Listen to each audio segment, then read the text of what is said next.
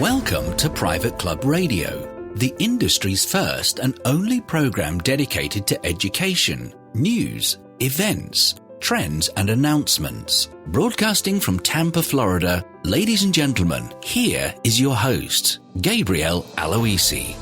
A big congratulations to Danny Willett for taking home the green jacket at the 2016 Masters. But for me, the big story was Louis Oosthuizen's shot at 16.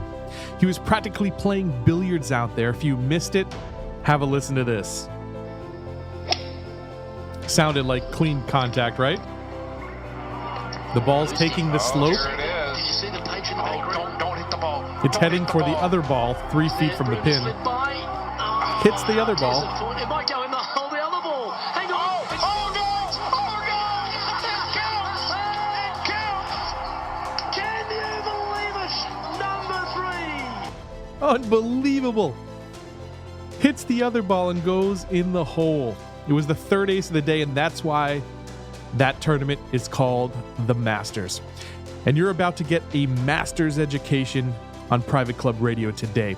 Today's episode is focused on the club manager and developing a skill set for success. My guest is Michael Crandal, an accomplished private club general manager, speaker, and author. During my chat with Michael, we discuss what has changed at clubs, especially in the way of expectations for the general manager. And we take a deep dive into what Michael calls the briefcase. It's a set of tools that every GM needs to have these days, and you're going to find out what's inside. That and more when we come back from these messages. Are you searching for members? Are you looking to drive revenue to every department of your club? With Course Driver, you can. Course Driver is a custom smartphone application designed specifically for your club. Visit CourseDriver.com to schedule your demo today. This episode of Private Club Radio Show is brought to you by Wildstyle Media, an award-winning media firm and a leader in high-end audio and video production. Wildstyle Media offers full-service media production, post-production, and creative solutions for your company or brand. Contact us today at wildstylemedia.net or call 813-358-6588 today. It's my pleasure to welcome Michael Crandal to the show. Michael is a national award-winning leader in the private club industry with 30-plus years experience in creating and building exemplary management teams, including 2 Platinum Clubs of America, Thunderbird Country Club in Rancho Mirage, California, and Exmoor Country Club in Highland Park, Illinois. He's a published author. He's been published in Club Management Magazine, Boardroom Magazine, and he's the author of the book Life's 10-Point Must System.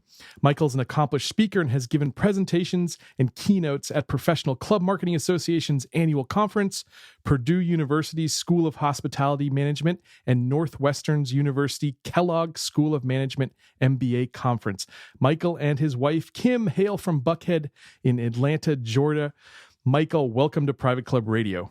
Thank you, Gabe, and it's my pleasure to be here, and I'm really excited about the opportunity to speak to you.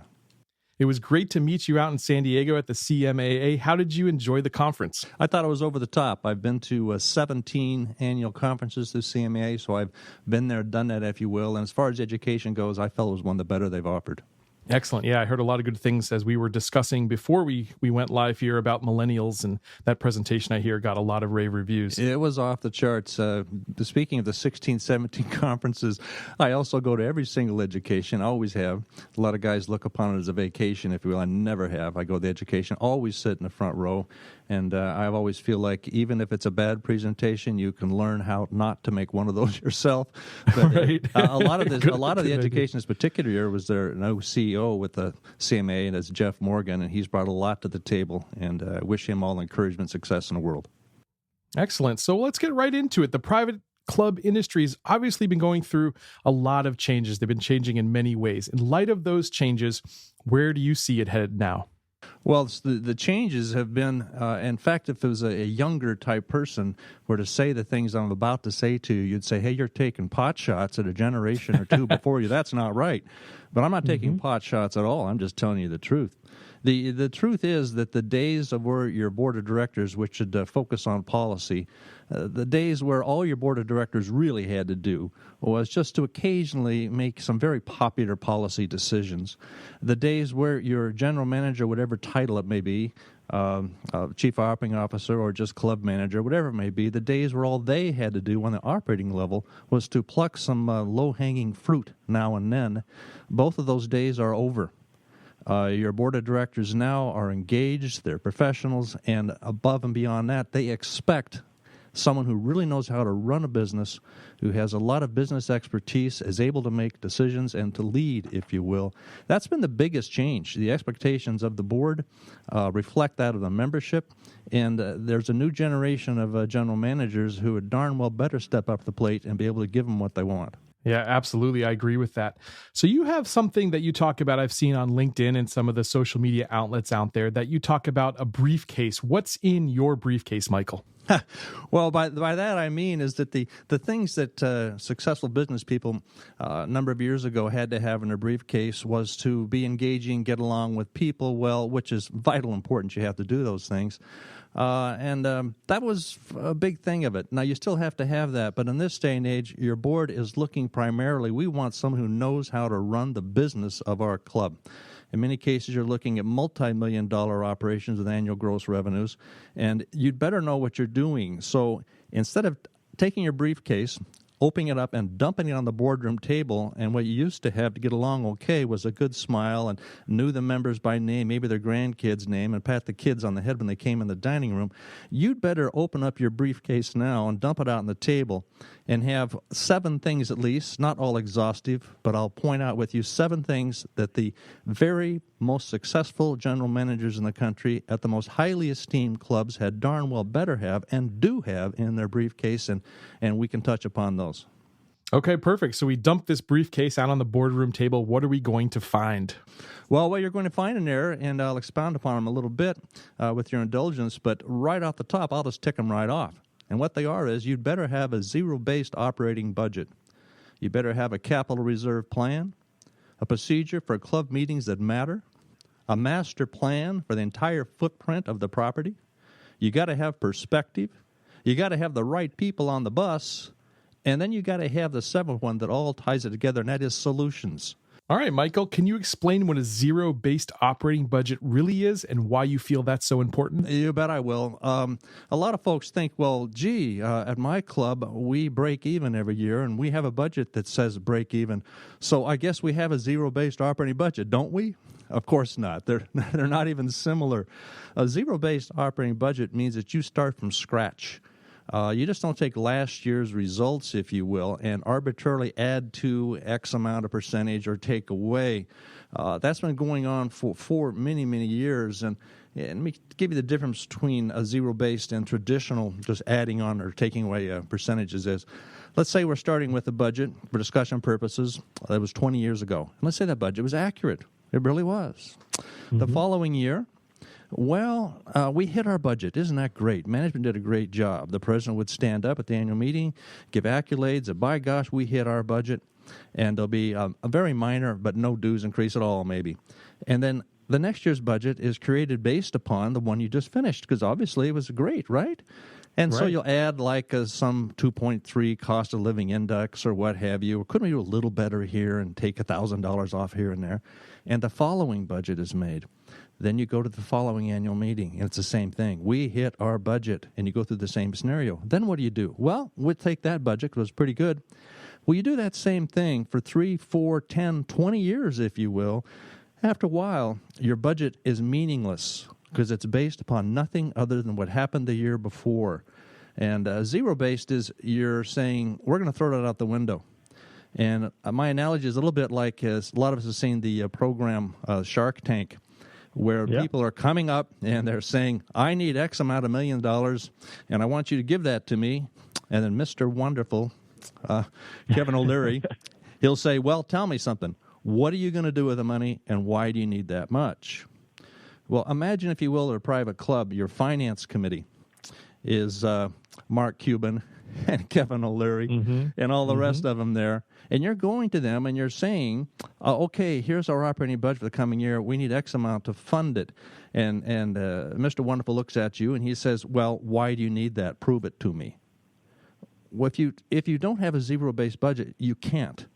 You would look at him and say, well, Mr. O'Leary, Mr. Wonderful, the reason we want that money is because, well, we spent just about that much last year before, and so I'm just looking for a little bit more.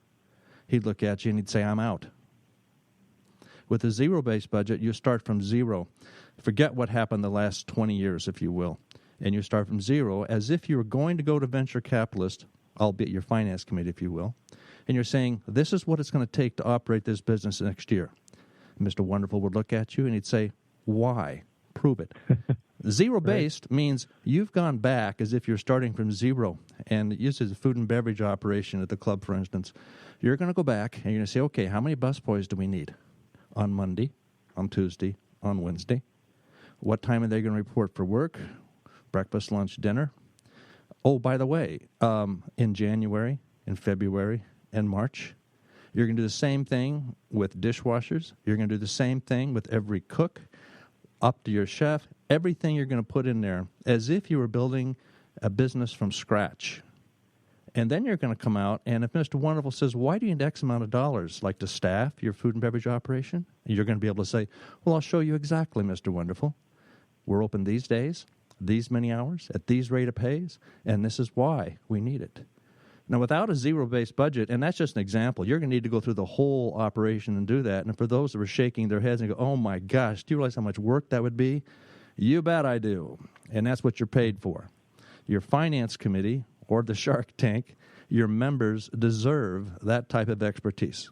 They deserve it. And without it, what happens, Gabe, is you're going to have a committee chairman or your president will come to you and say, well, listen, can't you just take off? Can't you find $20,000? Just take it off. And if you don't have zero base, you'd look defensive or non-cooperative other than saying, well, I'll take care of that, sir. With a zero-based budget, you say, that's an interesting question, sir. Where would you like me to do that? Do you want to cut out 2 line cooks on such and such days? What have you? So zero-based operating budget is exceedingly important for this one major thing, and we'll wrap it up. Private clubs are notorious for creating a budget this way. Instead of building it from the ground up, as I just described, they will take a dues number, and they say, well, our dues are X amount, and we can't change that. We can't. And so they'll go to management and say, this is the dues level that you must hit. Then they'll say, oh, by the way, create an operating budget that backs into that number. Well, what happens then is that during the middle of the season, you either start cutting back services, you cutting back the days of operation, or you're just not delivering what the members deserve and want. But if you create it from the bottom up, then you're saying, look, we're not going to start with our dues. What we're going to do is we're going to start what it really takes to operate this business, and we will find out what our dues level needs to be. It's a vast, vast difference.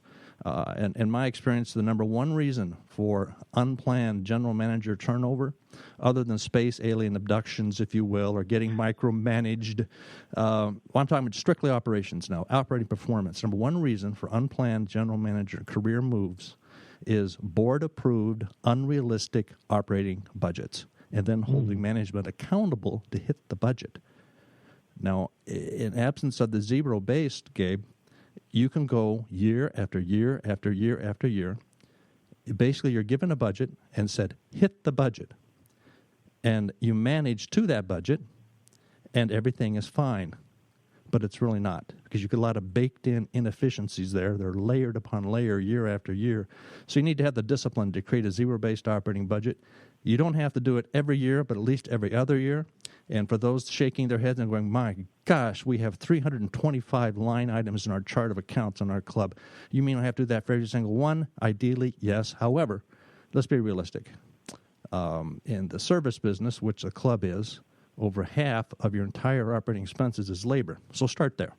Just go ahead and do a zero-based operating budget, starting with labor, and build from there, and then you'll quickly see the value of it.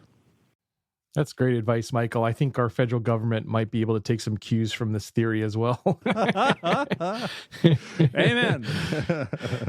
But moving from club operations to capital, explain your next piece, what a capital reserve plan really is and why you feel that is important. Well, moving from operations, looking at a capital, and we're not talking here on a capital reserve plan, we're not talking about new projects, if you will, like you've got a board member with an agenda, say you've got a dozen tennis courts, and they say, by gosh, well, I got on the board, we're going to have 15 tennis courts. It's not building new projects. A capital reserve plan means you're just taking your existing assets and the entire footprint of the property. And your assets, by the way, are things like the roof on all your facilities, air handling units, every curb, every sidewalk, every piece of equipment in grounds and greens, every oven and deep fryer you have in the kitchen, your entire assets there. Well, you have professional people come in, and they'll do a life expectancy of every single one of those. They'll extend them out as for 20 years. Think, well, okay, how long is the thing going to last? Which items are under warranty? They identify them all across the board, and then they will assign to that a replacement cost, factoring in inflation, an replacement cost. So what this does is it's a great management tool. You're able to look at a piece of paper, or many, if you will, spreadsheets, and you're able to see 5 years down the road, for instance, it says we need to spend $180,000 to replace the entire roof of the place. What this does, if you have that management tool, it precludes a rogue board president, or even a rogue general manager, or a committee, a type A personnel at the club saying, by gosh, we are going to build those 5 more tennis courts, or we're going to create a short game practice facility. We need that at our club. Whatever it may be, and they have these new capital projects that they want to leave their fingerprints on the club. What this does, when you have a capital reserve plan, you're able to say, hey, wait a minute, hold the phone here. In 3 years, do you see we need to replace the roof for $180,000? How can we be spending this money with new projects when basically we've got some things we have to do? A capital reserve plan, Gabe, what it does, it gives you a management tool to fund depreciation. A very, very real cost. And back in the good old salad days, when there were long lines to get into the club, initiation fees were higher every year. It might not have been all that important, because those in the industry are well aware of the fact your initiation fees should ideally, the lion's share, if not all of it, go to fund for capital improvements, and your dues, do operations. But if you have money coming in every year, year after year, in initiation fees, but the recession is taken away, in absence of a capital reserve plan, what happens is clubs will start taking money that should be held in a fund that is not commingled with operations at all, and they will siphon that money off to prop up operations, thereby keeping dues low, and everybody's fine, everybody's happy, but there will be a day of reckoning where deferred maintenance will creep into your facility. I just put a ribbon around why you need a capital reserve plan. It needs to be done by an outside professional firm that specializes in doing just that. This is not a commercial, so I will not give you any names, but there's some very, very good firms out there. And make sure that when you explore this, that you do involve and work with a firm that does nothing but private clubs. That's going to help you avoid the dreaded A word, Whoa! I assume, right? We don't want to mention that on this show. No, we don't want to mention that bad word, and those in the industry will know immediately we're talking about. But let's keep them all in suspense and not actually say that word, all right? All right. All right, you mentioned a procedure for club meetings that matter. Private clubs, by their very nature, require lots of meetings. Don't they all matter? What do you mean, Michael? Well, yeah, they should all matter. Most anyone, any profession, certainly clubs, it's just an electron microscope of what we're going to say here about the importance of meetings, the numbers that you have. But in the industry, most people say, well, what's the number one thing you don't like about your career? And they'll say, oh, these meetings. I hate meetings. Well, in the club industry, if you say you hate meetings, what you're basically saying is you hate your career.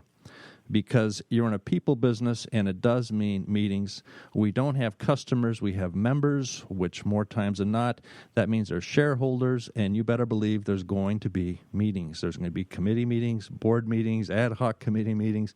So my point is that most people really don't hate meetings. What they do hate is meetings they feel like they don't really matter, are a waste of their time, I had one point in my career years ago where I swore that I spent half of my time attending meetings. And the other half of my time, I swore, spent preparing for those meetings, of which at least half of them I did feel like were a waste of time, and the meetings that didn't really matter. Yeah, we could put email into that bucket now, I think, as well. Yeah, you got, which is probably the same You got thing. emails, that parachute into everybody's day. And in a club business, between meetings and emails, you also hear a tap on the door, and members stick their head in. Hey, could I just chat with you just a minute? And before you know it, a whole day has gone by, or number of days or a week, and you realize I've spent way too much time in my office. I got to get out and see more of the members. I've got to be at the first tee. I've got to walk out by the pool deck. I've got to shake hands as cars arrive, what have you. But unless you have some of these tools that we're describing, and we'll connect a lot of dots before we finish here, you will spend too much time in the office. What I'm talking about, a procedure for club meetings that matter, is this. The meetings are going to be factual. They're going to exist. But I'll pick on a board meeting here rather than all the committees. What should happen, and those listening, please take out a pencil. What should happen is a week or so before every meeting, board members should get a personal call. Now, depending upon the size of your operation, ideally that should be from you yourself. But if you have to have an executive assistant do that, or however it works best for your leadership style, just make sure it happens that every board member gets a personal call. And this is how it's going to work. You're going to say, hey, Mr. Johnson, I just want to remind you about the board meeting coming up next Friday. I want to check, are you available? Will you be attending that meeting? Well, you're going to get one or two answers, yes or no. If the answer happens to be no, in some cases you go, thank goodness this is good news, because Johnson screws up every meeting we have. But on the other hand, if he says no, and there's some important things that really need to be brought to the board's attention, that this person is chairing a committee and therefore a board member as well, you might say something like this: boy, Mr. Johnson, I'm sorry you won't be able to make it. Would it be helpful to you? Was there some things you'd like for me as general manager to bring to the board's attention during that meeting in your behalf? I'd be happy to do that for some things. Well, maybe yes. I'd really appreciate that, what have you. And if the answer is yes, make some notes of that. Or if you know that there's some important things that need to be done, you can go like this. You say, you know what, let me prepare something for you, and I'll send it off to you, and see what you think, and then get it back to me if you agree, and I'll distribute it over your name. And sometimes wow, that's great. Now, what happens if the person, though, says, yes, I'm going to be at the meeting? This is what you do. You say, that's wonderful.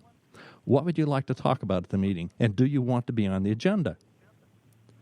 Well, it's very important to say, do you want to be on the agenda? Because just because someone's attending a meeting doesn't mean they should be on the agenda. Way too many clubs, they don't have an agenda at all, or they have one that never changes. And so why that, if it never changes, what I mean by that is the agenda will look something like this. I'm being facetious, but it'll almost go through the alphabet. It'll say like admissions committee, report of the banquet committee. Now it's time to hear from the catering committee. Now we're going to hear the delegation committee. Now we're going to have the efficiency committee. Now we're going to have the food committee. Now we're going to have the GM committee. And you go right down through the alphabet are all your committees. And what happens then is people who attend the meeting, they don't have a report. They're called upon anyway. And even though they don't have a report, that doesn't stop them from talking. Because if they don't, it's going to look like to the fellow board members that they're unprepared. And so before you know it, someone who wasn't really even on the agenda, had nothing to report, 20 minutes later, you're scratching your head and say, how does this meeting get derailed? Well, that's just with one committee, one chairman, if you will. So you say, will you be at the meeting, yes or no? The answer is no. We've talked about how to handle that. The answer is yes. Do you want to be on the agenda? Then you say, what do you want to talk about? What items do you want on the agenda? You put those down. Now, here's the kicker. You say, how many minutes do you want allocated for your report on the agenda? Now, those minutes are actually printed on the agenda itself. So if we were to say, for instance, a Grounds and Greens Committee, it's going to say, Grounds and Greens Committee, report by Chairman Johnson, 12 minutes. Be specific. Don't just say 5, 10, 20, 30. 12 minutes or 7, whatever it is. After you get your whole agenda down, you're then going to go to the club president and say, this is the people that would want to be on the agenda. This is what they want to talk about. This is how long they say they need. You're going to work with the president to finalize it all. He may say, know what, we're not having Johnson talk about that. I'll call him. Okay, fine, work it out. But the end result of this is you start having an agenda that means things, they matter. The only people that are on the agenda are those who are prepared to present something to the board for recommendation, as opposed to having, and managers around the country will start nodding up and down. Instead of having a board meeting not be a board meeting at all, it's just one giant committee meeting, one after the other. Now it's time for the House Committee, so all board members reach under the table and they pull up a chef's hat. And 15, 20, 30 minutes ad nauseum, they act like chefs. Then they put that underneath and they pull out, a construction helmet. And now it's a construction committee. And before you know it, meetings last an hour and a half, 2 hours, 3 hours, 4 hours. Then you add to it that they probably have them in the evenings and they're having thought-provoking libations while these meetings are going on. So the meetings need to be matter. Management needs to take control of them. One of my sayings is that you cannot control the board. Anyone who thinks they can or even desires to, they're kidding themselves and should be looking for another profession. So even though you can't control them, you can professionally guide and influence them. And this is a way that you can do it. If you've got a club president who's weak, just not a strong leader, this is one thing you can do to help them be a better leader, because you're going to create meetings that matter, agendas that matter. He's going to be dialed in, and you're going to see the whole thing progress a lot better. Excellent advice, Michael. Excellent. Let's talk about what you've called a master plan and why you feel that's so important. A master plan, what it does is it precludes, again, rogue board members, even GMs, from coming up with cockamamie ideas on what you're going to do for the property. Now, a master plan is not to be confused with strategic planning here, although they're closely related. Strategic planning is a different subject, but it's something you definitely need to have as well. But a master plan is saying, okay, we're looking at our whole footprint, everything that we're going to do here, and it kind of tells you, okay, what are we going to do? When are we going to do it? How much it's going to cost? Who is going to do it? And why we should be doing it at all. Now, if you don't spend the time to answer those questions, instead what happens is it's essentially, without a master plan, is you're taking whoever has the greatest type A personality, the most vocal type popularity following in the club, and without a master plan, basically you're giving the board the keys to the family car, and you're told them to, well, just head out and get your motor running and start looking for adventure on the highway, but there's no roadmap. Well, your master planning is a guardrails, if you will, to say, these are things we're looking forward to, this is what's going to cost, this is who's going to do it, and you need to make sure that you have something like that in line. Otherwise, every board meeting you're going to come up with new ideas and what have you, and without a master plan, it's like telling a torpedo, I want you to go out and sink a ship, or you're telling a pigeon, go out and deliver this to somebody named Fred. But you need to be more specific. You need to be very, very specific of what you're going to do. And your master planning needs to be approved by the board. It becomes policy. Can it be revised? Of course. But you have some guardrails on what we're going to do. And this applies to the clubhouse, the golf course, your aquatic, your fitness, wellness center, tennis, everything within the footprint of your club. You need to have a master plan adopted by the board. And that is the guardrails that keeps you on track. All right, so we've dumped down our briefcase on top of the boardroom table. We found insights on operating budgets, capital planning, club meetings, master planning. What is this thing called perspective? Well, perspective means you're having a broad picture. You're going to pull away. A lot of times at clubs, you get so involved with it, members and management as well, that you're looking too close. You need to really pull back and look at the big picture of things, because every manager's heard over the course of their careers, quite often, by the way, you'll be discussing an issue, and one board member will suddenly say, well, wait a minute, what are other clubs doing? What's this place down the street doing? What are other clubs that are similar to ours? What are they doing? And unless you have perspective, you really can't answer that, because what happens is, without perspective, is decisions are made based upon emotions and gut feelings rather than hard data and facts. Well, there's a firm, again, I'm not doing commercial, but the best one is called Club Benchmarking, and you can contact them.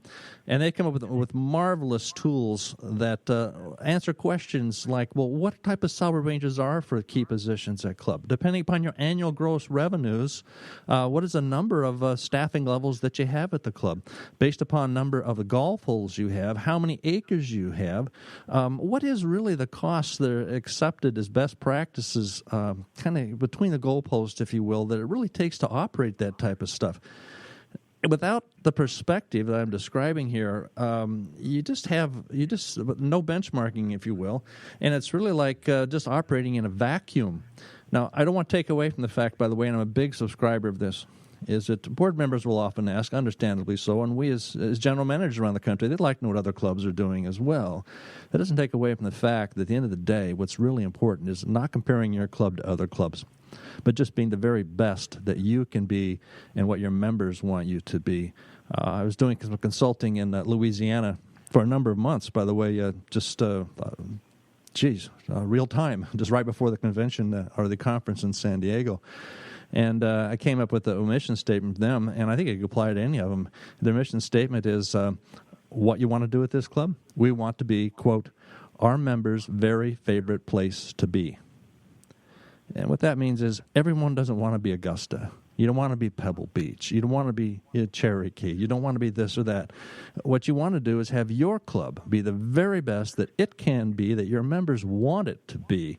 But that doesn't change the fact you need to know what's going on around the country, around your region, with similar-minded clubs.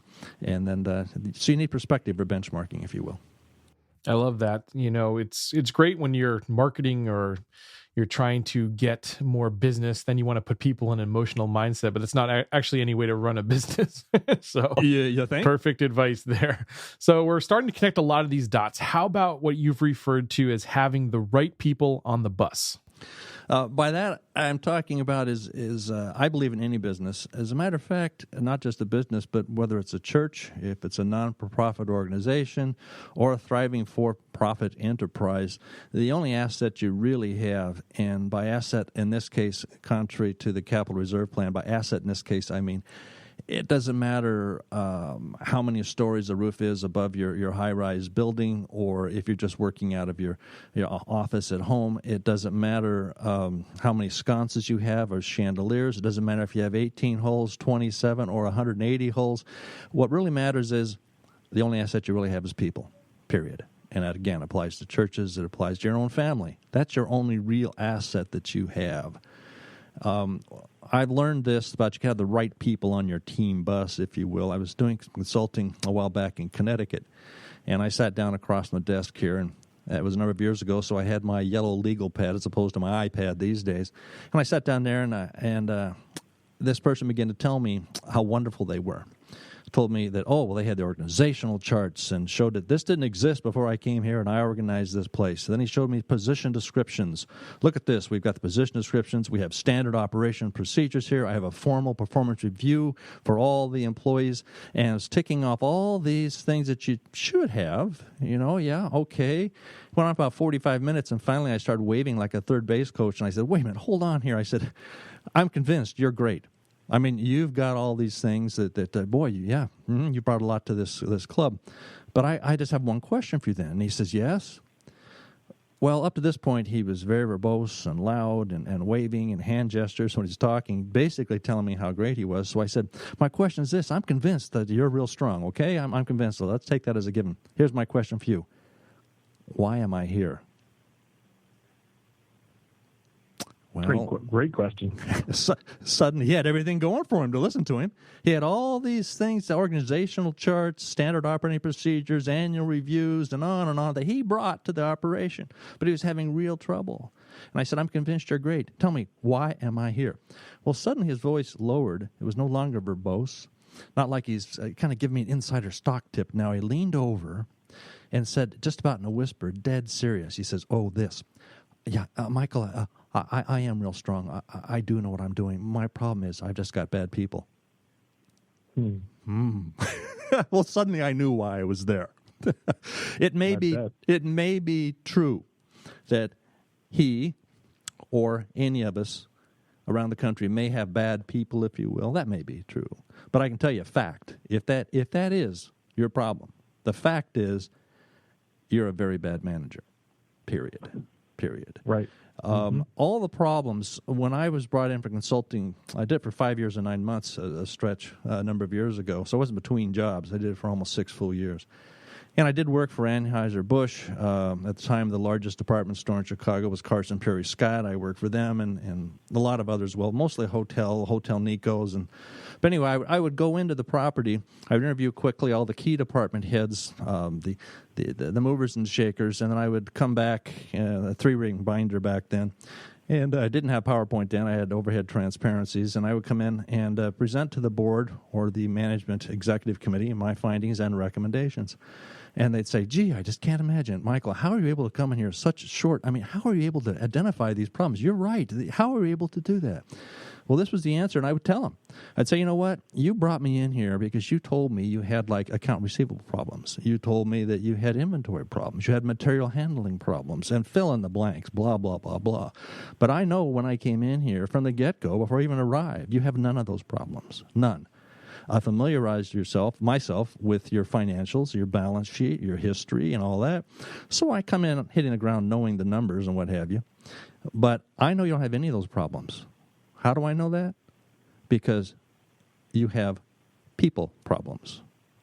That's what it all comes down to, period. There's people problems. For those of you thinking, well, that sounds too simplistic. You should see the problems I got in my place. That sounds too so simplistic. Let me ask you this. Take all those problems you think you have at your club or your operation. As if by magic, just for discussion purpose, you had a magic wand. And as if by magic, you had all the right people in the right places, highly motivated and energized and excited about what they were doing. What would happen to all those so-called problems that you had? Well, the answer is they'd go away. Why? All problems are people problems. Every single one of them. You have cash flow problems. Guess what? It's a people problem. You fill in the blank, it comes down to that. It is imperative you have the right people on your team bus. Without question. There is no other greater asset than having the right people. You can't hedge on that. You can't cut back on it.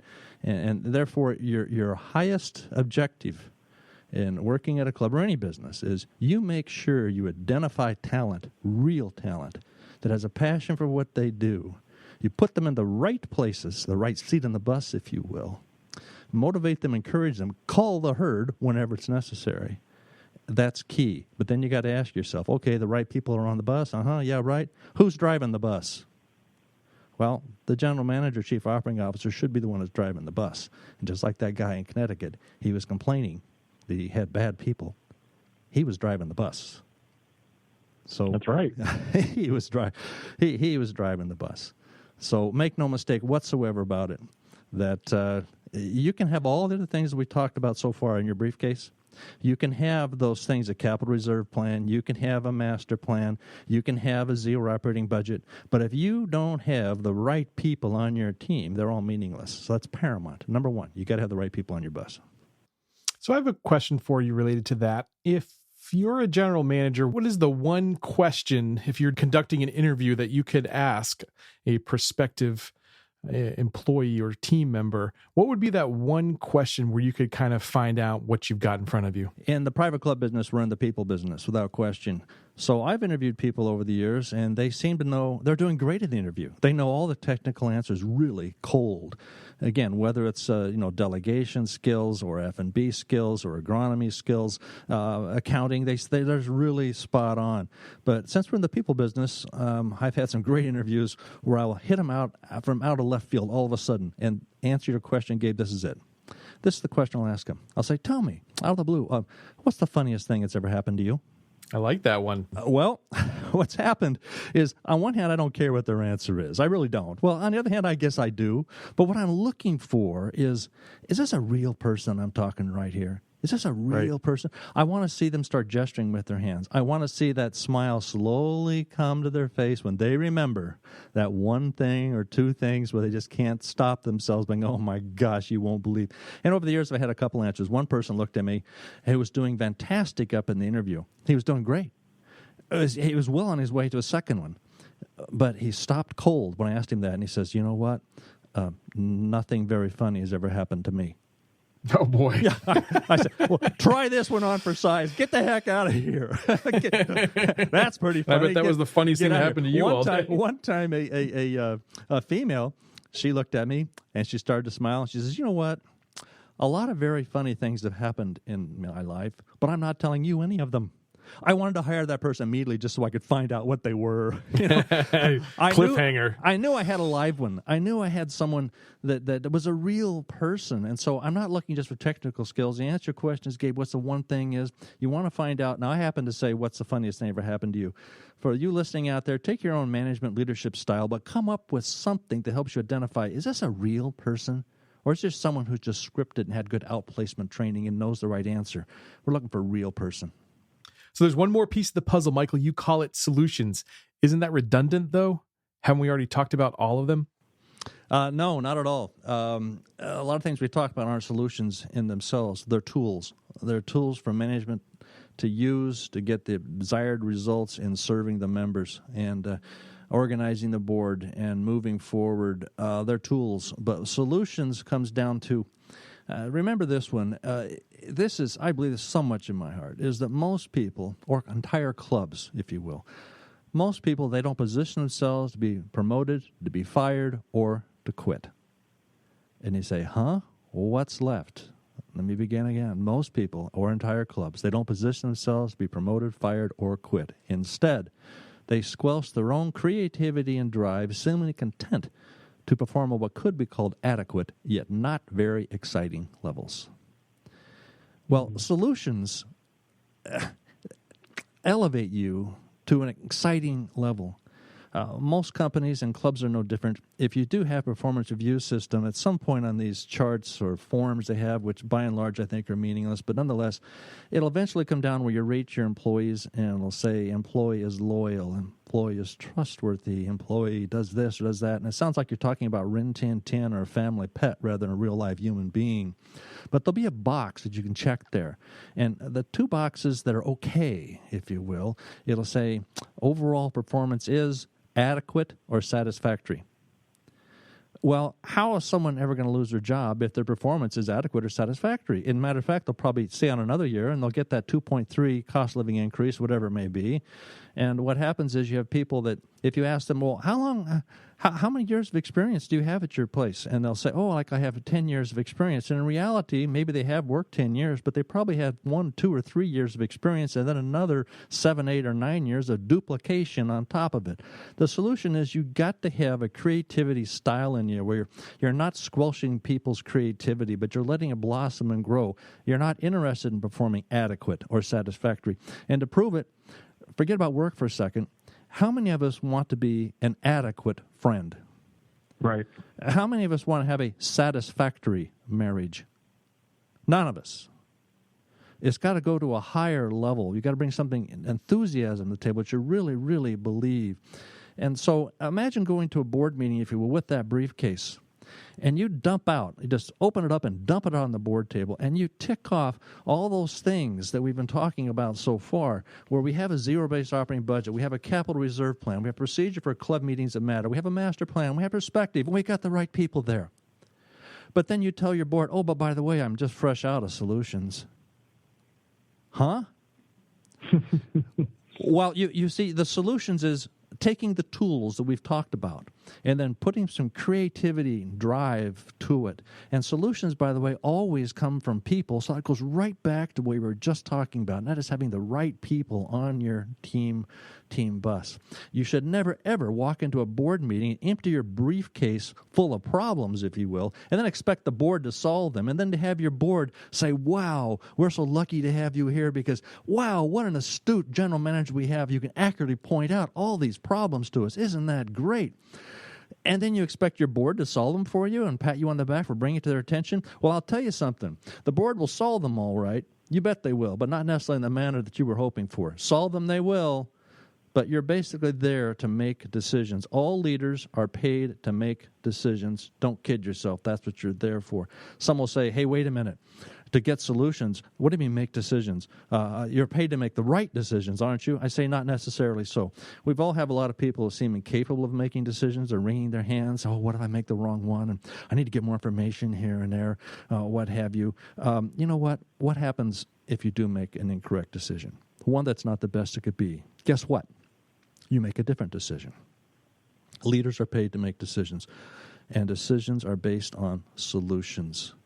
Take the tools we've mentioned here, bring them to life with creativity and drive, positioning your whole team not to perform at what could be called adequate or satisfactory levels, but we're looking to create an environment that's so exciting, so thrilling, that there's a vibe throughout the whole place, not at the staff level, but your members sense it at their club. There's a vibe going on around here because you've got the right people in the right place, and you're all centered on solutions. By the way, solutions, that doesn't mean that bad things keep coming up and then say, okay, let's have a team meeting. How are we going to solve this one? Your solutions on a team that is really driven and having fun at what they're doing, that answered that question, what's the funniest thing ever happened to you? And they come up with some good examples, or you just had to have been there. Solutions are found to problems before they're even allowed to happen. They're always one step ahead of the members. In the club business, there's a lot of talk about how you got to exceed expectations. I disagree. I don't think you meeting expectations in some professions might be adequate, might be satisfactory. Other professions, oh no, we exceed their expectations. They go, oh, isn't that great? Isn't that great? Not in the club business, it's not. Because if you're thinking about it, think in this term about solutions and exceeding expectations. If your whole team is in a defensive mode without even knowing it, if all you're doing is responding to your members' expectations. And even after you respond to them, you say, well, okay, what do they want now? What do they want now? Now, what about now? How are we going to exceed this now? Your team shouldn't be meeting expectations or even exceeding them. You should be establishing expectations. You should be ahead of your members. For crying out loud, we're professionals. We're not amateurs. We're supposed to know what we're doing. We're supposed to establish expectations, those that the membership had never even thought of yet. Never even thought of. Now, some are saying, well, gee, once you do that, then they're going to expect that. Now we've got, nope, you're not listening. We establish them. We're always ahead of them. With the solutions of having a creative team with the right people and having the tools we've discussed, you'll distinguish yourself far, far beyond your members' expectations, and your expectations of your team should be higher than your members. I just had a similar conversation with my own team here in Tampa. I run a couple businesses, and the discussion I had was we've been reactive. We need to be proactive, and there's a big difference in mindset when we think of things that way. It's much easier, Gabe, as you know, in your team, what you're doing, or anybody else listening at the club or other businesses. It's much easier to be average than it is to be awesome. But being awesome is one heck of a lot more fun. We're talking about having fun. I mean, it is fun to be at the top of your game. No question about it. Yeah, I've heard of, I think it's the Ritz-Carlton, I want to say, but they have something in their training where they used to ask their diners, the classic thing, a waiter or waitress comes up to you and says, well, how's your meal? How's everything? And people say, oh, it's fine. And then a lot of people take that at face value, right? But really, fine is not good. No. And it's certainly not great. So, and we know when we're dining and the server comes over and it says, well, is everything all right? They're almost asking someone to pick out something that's wrong. And even if people at tables say, oh, yeah, everything is just fine. And then the waiter gets the deer in the headlight glaze in their eyes and say, really? Don't they know how screwed up the kitchen is right now? Table number 2 is a disaster. You mean everything's okay here? It really is. What I did years ago as a waiter, on the dovetail of what you just said, is when you walk over to the table, and this is about expectations, by the way. It's solutions by being a real person. You walk over to the table, and I've worked with staffs in this, never ever go to the table and ask if everything's all right. Even the question you're insinuating is something just might not be. That's not the way you approach the table. Walk over to the table and look at the person that's enjoying their meal obviously the most. It doesn't have to be the host at all, but they're enjoying it the very most. You can see it. Let's say it's veal marsala, just for the heck of it. And you walk to the table, you see them doing that. Walk over the table, or rather than saying, is everything all right? Or now they're saying, how's everything tasting? How creative is that? So look at that person in the eye, establish eye contact, and say, isn't that veal marsala wonderful? I'm so glad you're enjoying it. It's one of our favorite dishes here. I'm so glad you're enjoying it. You're not asking them a question at all. It's like an attorney. You don't ask a question you know the answer to. it's just wonderful dish, isn't it? Well, they're going to look at you, and of course, they're going to say, wow, it is really great. I'm so glad. I'm just really enjoying it. Don't ask the other people and say, well, what about you? Is something wrong with yours? Establish eye contact with the other three at the table of four. Thanks so much. That was I do for you, and walk away from the table. Good advice. I like that. All right. So it looks like we've exhausted everything that needs to be in a successful GM or COO's briefcase. We've talked about the zero-based operating budget, a capital reserve plan, a procedure for club meetings that matter, a master plan, perspective, having the right people on the bus, and solutions. Michael, is that it? Are we good to go? No, absolutely not. There's one thing we need to remember. All of us who specialize in operating the premier clubs in the country or desire to be, or even at a smaller club, I said you want your members to have their club be their very place to be, and that means it is a premier club if your membership feels that way, regardless of your annual gross revenues or how many golf holes you have or what have you. And that is this. We've been talking about the briefcase of the general manager, but don't ever forget this fact. Every one of your board members has a briefcase of their own as well. And they're walking around the club, and they're going to have concerned members whether they see them at the first tee, in the dining room, at the pool, hitting balls out on the range, whatever it may be. They're going to have members come up to them, and they're going to say, hey, you're on the board, so tell me, what's in your briefcase, Mr. Board Member? Well, the board member, they only need to have one thing in theirs. And frankly, yeah, there's a lot of the odds and ends bouncing around in their briefcase I'm using for illustration purposes here. But they only need to have one thing in their briefcase, and that is an enthusiastic, affirmative, no question about it, yes to the question that I'm going to share with you now. Is our general manager, chief operating briefcase full of the right stuff?